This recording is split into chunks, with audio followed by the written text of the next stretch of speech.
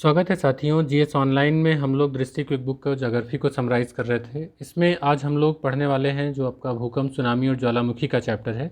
उसमें हम लोग आज ज्वालामुखी का चैप्टर देखेंगे। तो इसमें जो क्वेश्चन आते हैं, जैसे आपसे सिंपल सा क्वेश्चन पूछा गया, भारत का एकमात्र सक्रिय ज्वालामुखी कौन सा है?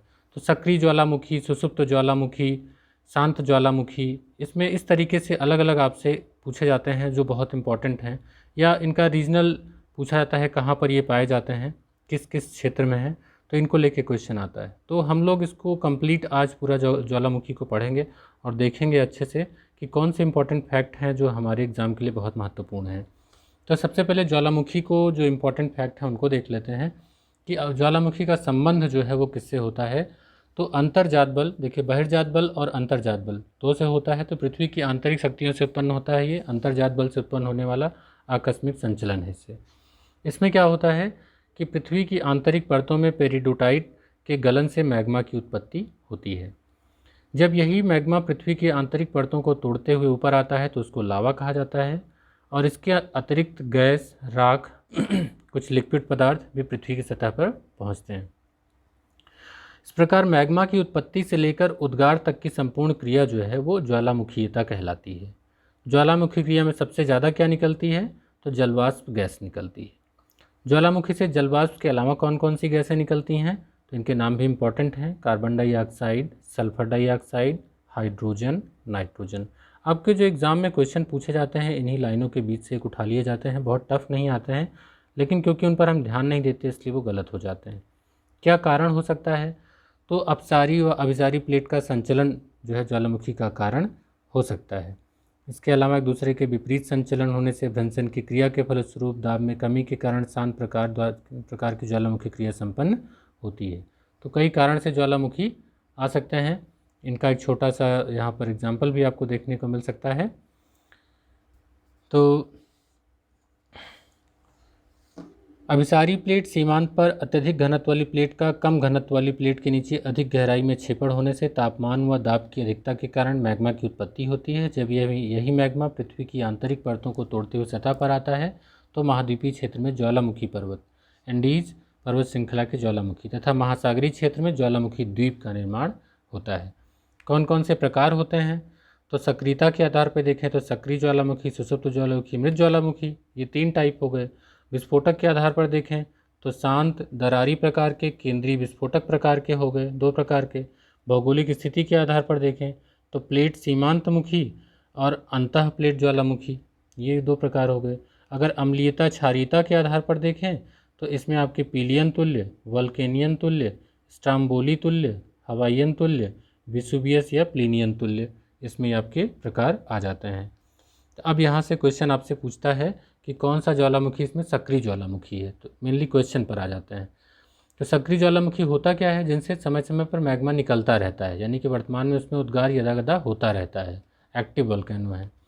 तो सबसे पहला आता है स्ट्राम्बोली। स्ट्राम्बोली कहाँ है? तो स्ट्राम्बोली है आपका भूमध्य सागर का प्रकाश स्तंभ कहलाता है, तो भूमध्य सागर में ही होगा।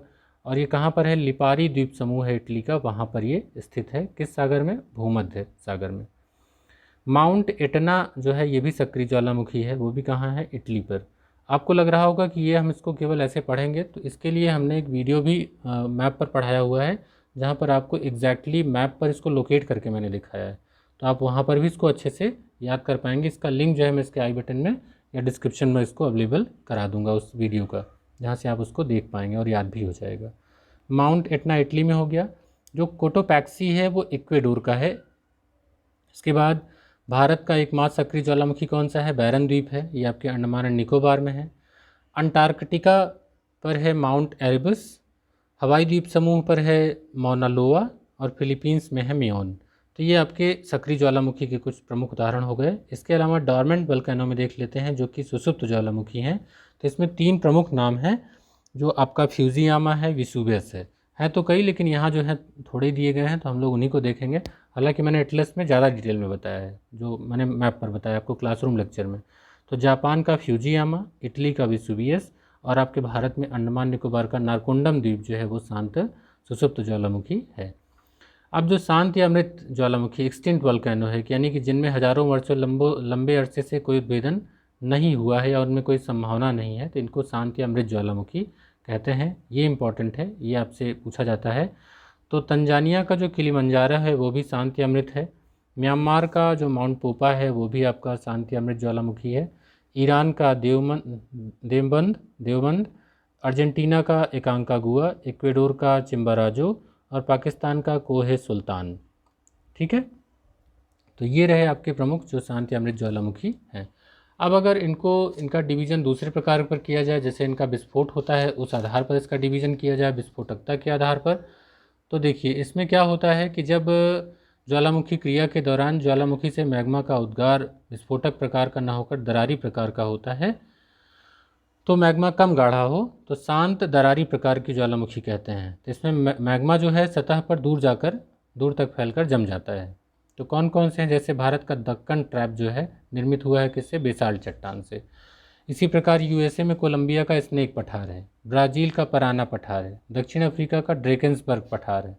तो ये आपके शांत या दरारी प्रकार के ज्वालामुखी उद्भेदन से ये निर्मित हुए हैं।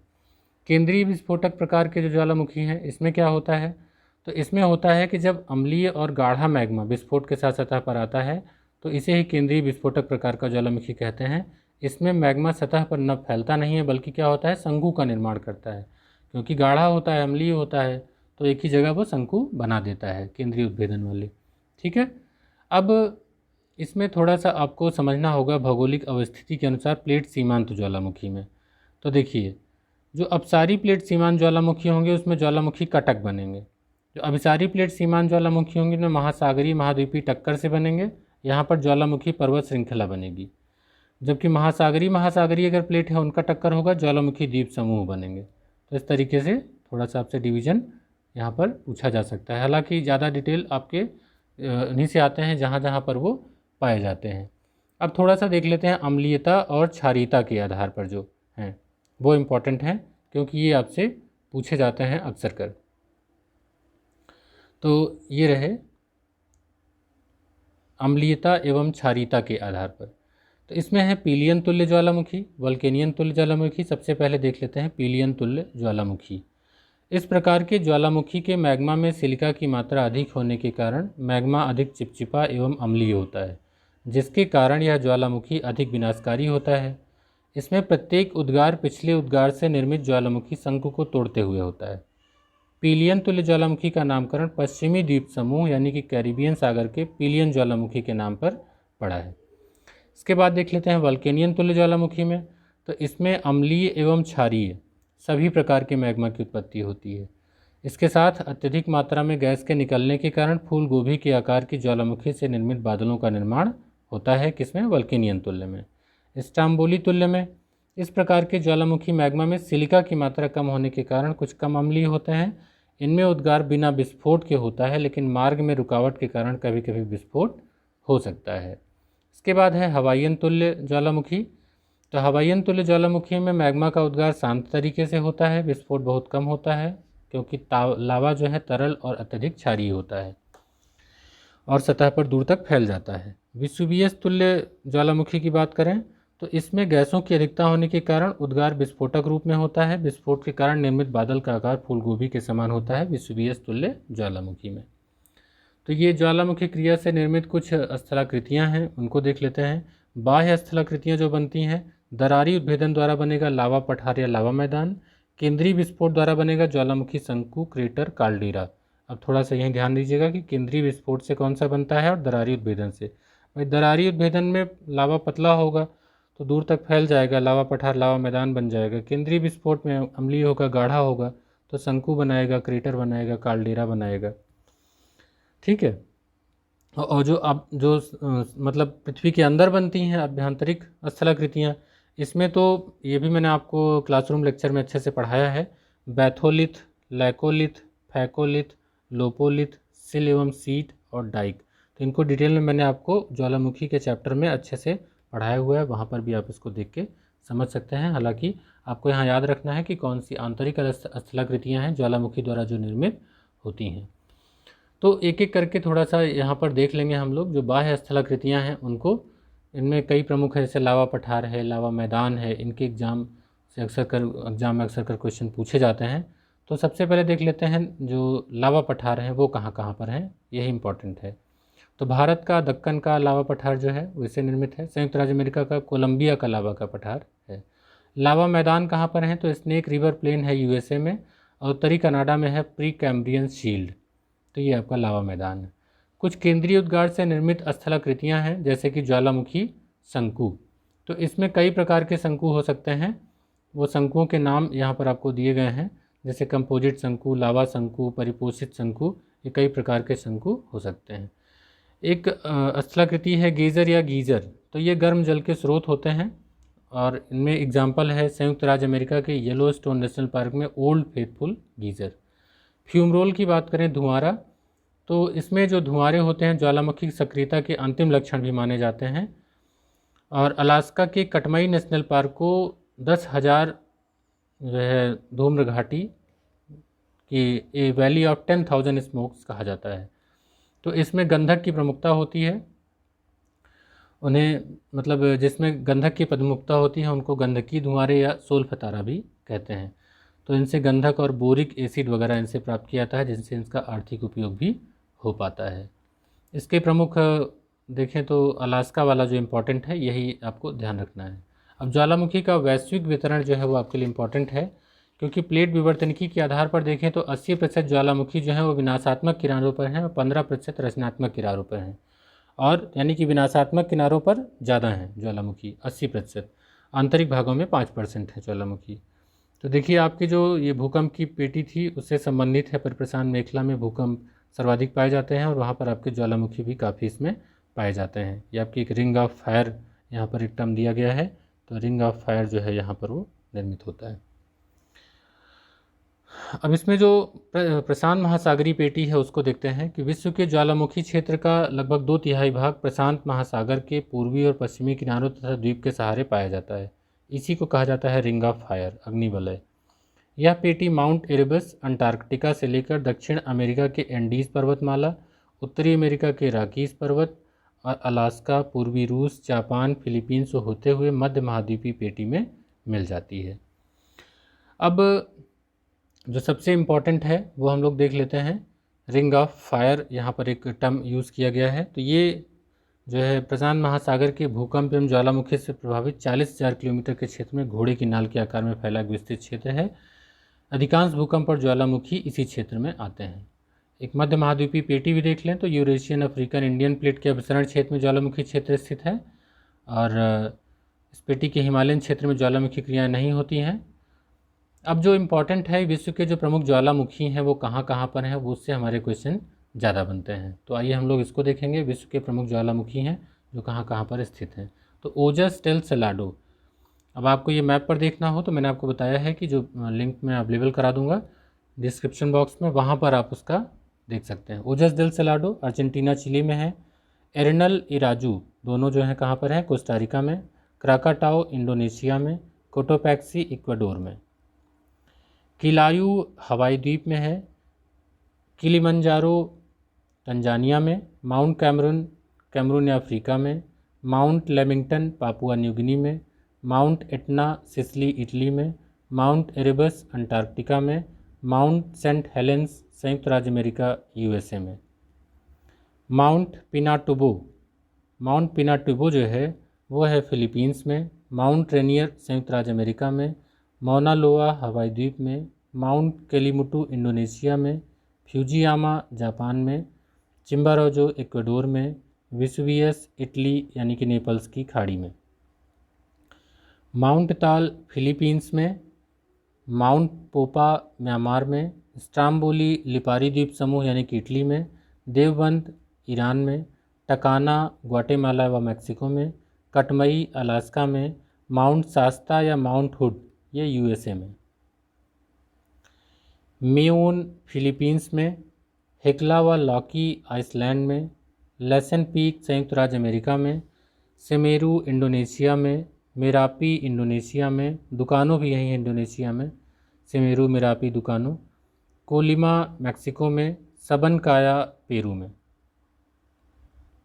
इसके बाद अल्बुर्ज ईरान में। किनाबालू मलेशिया में। एकांकागुआ अर्जेंटीना में। तो ये कुछ प्रमुख ज्वालामुखी हैं जो कहाँ कहाँ पर पाए जाते हैं। कुछ संबंधित जो शब्दावली है वो इसमें इम्पॉर्टेंट होती है, जैसे मैग्मा, लावा। और इसके बाद जो मैग्मा है दरअसल ठंडा हो जाता है तो लावा होता है, जब तरल पदार्थ होता है तो मैग्मा होता है गर्म। तो मैग्मा में सिलिका की मात्रा का उसकी अम्लीता एवं गाढ़ेपन से सीधा संबंध है। गाढ़ा मैग्मा अम्लीय जो होता है पृथ्वी की आंतरिक परतों को तोड़ते हुए केंद्रीय विस्फोटक ज्वालामुखी प्रक्रिया द्वारा सतह पर आता है। तो इससे क्या होता है, डायोराइट, एंडेसाइट, ग्रेनाइट, रायोलाइट निर्मित चट्टानों एवं संरचनाओं का निर्माण होता है। ठीक है, अलग शब्द हैं जो ज्वालामुखी बम, वोल्केनिक बम।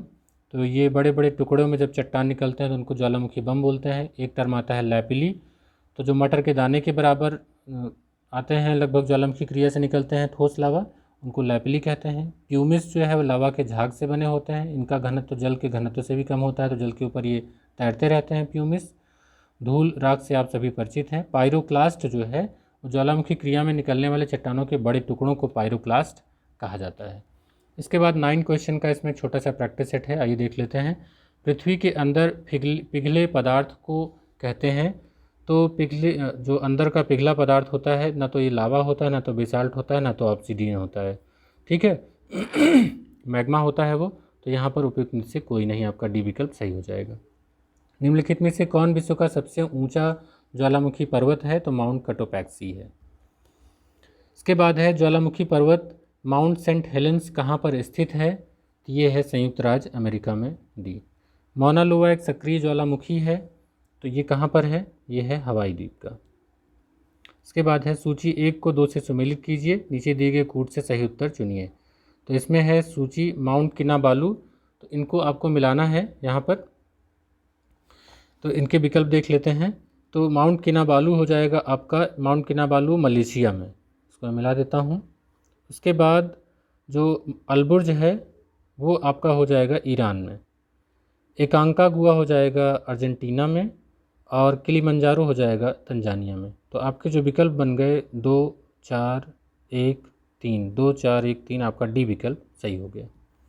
इसके बाद छठा जो क्वेश्चन है ये भी मिलान करने का है, ज्वालामुखी किस देश में है।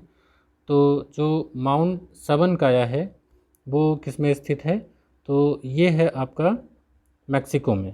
माउंट सबनकाया जो है ये आपका स्थित है पेरू में। उसके बाद जो माउंट इटना है वो है आपका इटली में। जो कोलिमा है वो है मैक्सिको में। जो मेरापी है, मेरापी दुकानों, वो आपके इंडोनेशिया में स्थित है। तो आपका विकल्प 2, 1, 4, 3, 2, 1, 4, 3, तो ये आपका विकल्प सी वाला सही हो जाएगा। उसके बाद है भूकंप के समय किन तरंगों का उद्भव होता है। तो इसके लिए मैंने आपको बताया था PSL, P waves, S waves, L waves, primary, secondary और सरफेस वेव्स। तो PSL हिंदी में दे दिया गया है, तो इसमें 7 का डी विकल्प सही हो जाएगा। 8th क्वेश्चन है भूकंप की तीव्रता का मापन किया जाता है, किस पैमाने पर किया जाता है। तो रिक्टर पैमाने पर किया जाता है, मर्केली पर किया जाता है। यहाँ पर 8 का ए दिया गया है, तो ये विकल्प सही हो जाएगा।